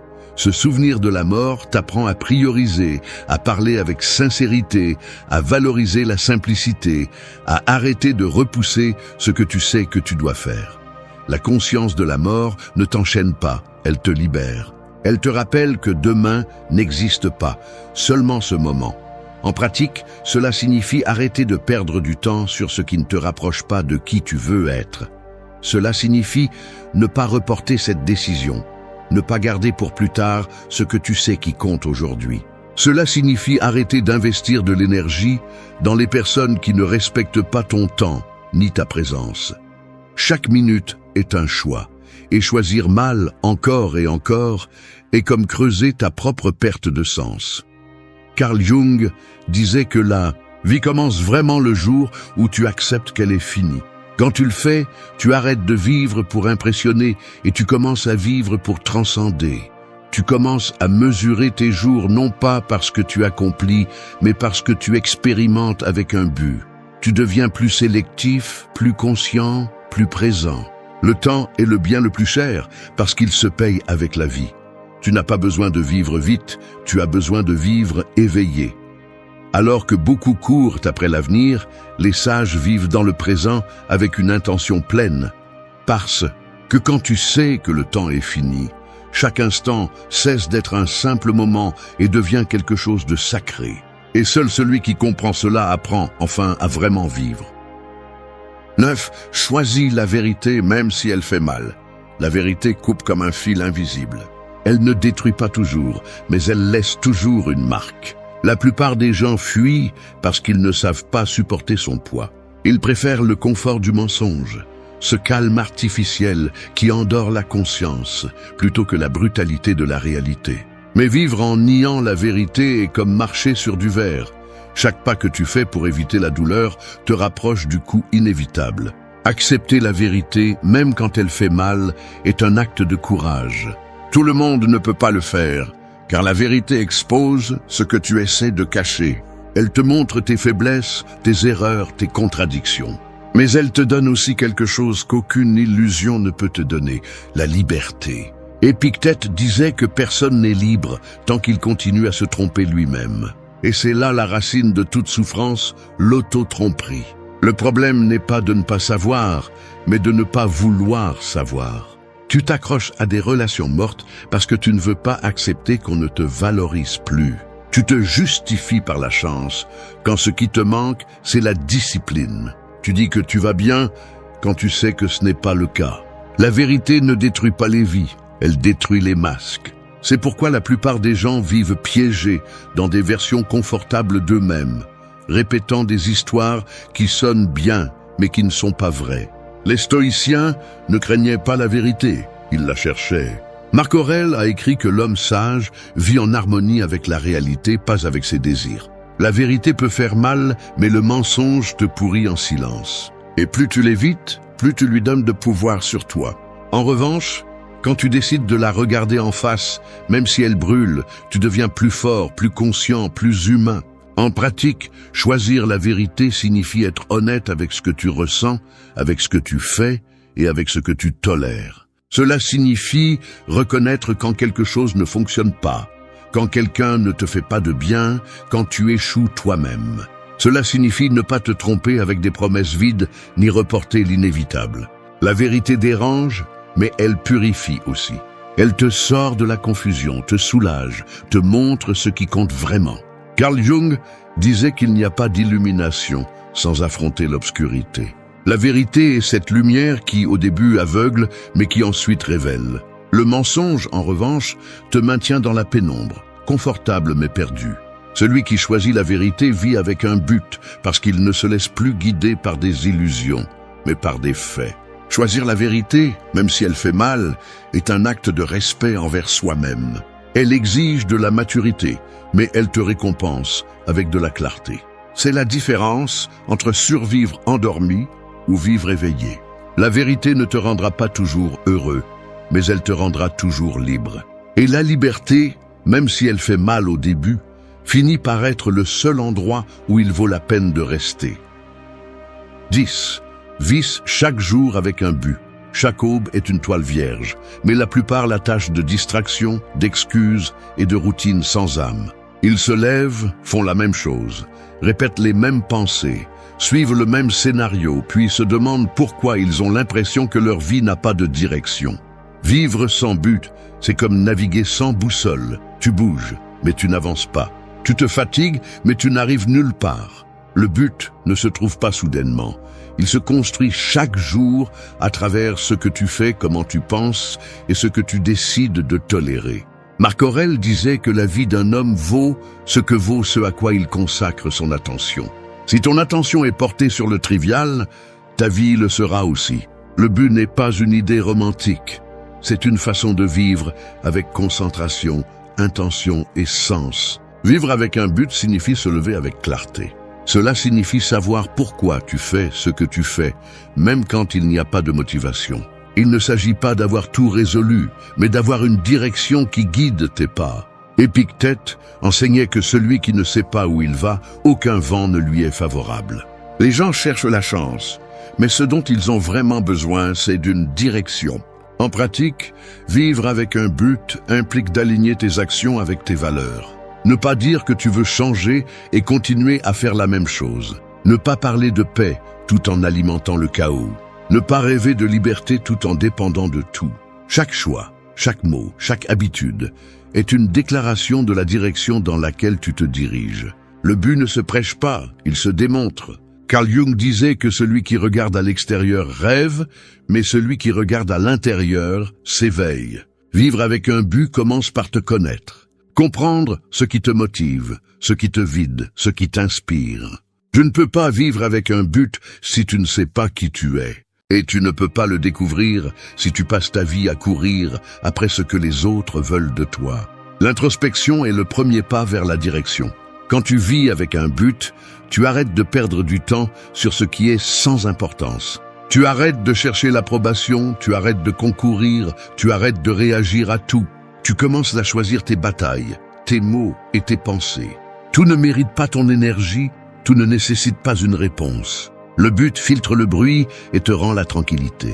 Vivre avec un but, ce n'est pas tout faire parfaitement, c'est tout faire consciemment. C'est comprendre que chaque jour compte, que chaque action ajoute ou soustrait, que chaque décision te rapproche ou t'éloigne de la vie que tu dis vouloir. Le but ne se mesure pas par ce que tu accomplis, mais par la cohérence entre ce que tu penses, dis et fais. Parce que quand tu sais pourquoi tu vis, aucun obstacle ne t'arrête. Et chaque jour cesse d'être une routine pour devenir une opportunité de signification.